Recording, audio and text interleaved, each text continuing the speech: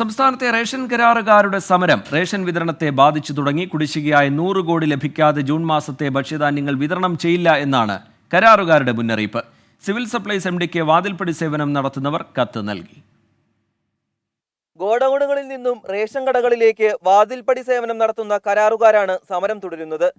March, April, May മാസങ്ങളിലെ മുഴുവൻ തുകയും ഡിസംബർ മുതൽ ഫെബ്രുവരി വരെയുള്ള 10% തുകയും കുടിശ്ശികയായെന്നാണ് കേരള ട്രാൻസ്പോർട്ടിംഗ് കോൺട്രാക്ടേഴ്സ് അസോസിയേഷൻ പറയുന്നത്. മൊത്തത്തിൽ സംസ്ഥാനത്തെ കരാറുകാർക്ക് 100 കോടി റുപ്യയിലധികം കിട്ടാൻ ബാക്കിയുണ്ട്.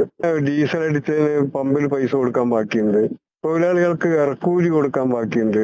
ഇങ്ങനെ നാനാ മേഖലകളിലുള്ള ഞങ്ങൾക്ക് ഫണ്ട് കൊടുക്കാൻ പറ്റാതെ സാമ്പത്തിക പ്രതിസന്ധിയിലാണ് ഞങ്ങൾ. ഈ സാഹചര്യത്തിൽ മുന്നോട്ട് പോകാൻ ആർക്കും കഴിയുന്നില്ല. സർക്കാർ കുടിശ്ശിക അനുവദിക്കാത്തത് മൂലം തൊഴിലാളികൾക്കും ലോറി ഉടമകൾക്കും ഇന്ധന പമ്പുകളിലും വൻ തുക കുടിശ്ശികയായി. ഈ നിലയിൽ മുന്നോട്ടു പോകേണ്ടതില്ലെന്നാണ് കരാറുകാരുടെ തീരുമാനം.